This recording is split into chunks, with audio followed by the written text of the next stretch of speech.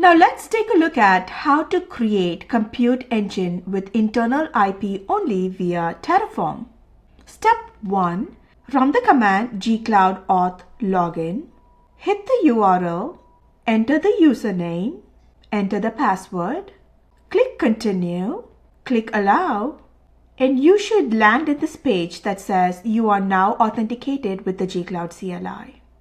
Next, run the following command and perform the same steps as before. Step 2.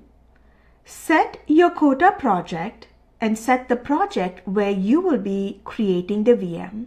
Step 3. Unzip the Terraform Compute Engine internal IP only zip file and change directory to Terraform Compute Engine internal IP only folder. Edit the locals.tf and modify the values of the variables in locals.tf to match yours. Note: the service account email can be found under IAM and admin and service accounts.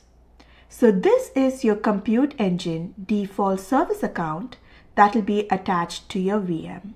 You can either choose this service account or create your own unique service account and use that service account to attach to the VM.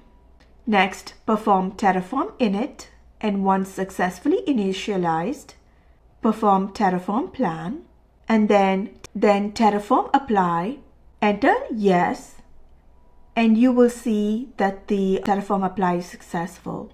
Step 4. Verify via console the newly created compute VM. As you can see, the external IP is empty. Step 5.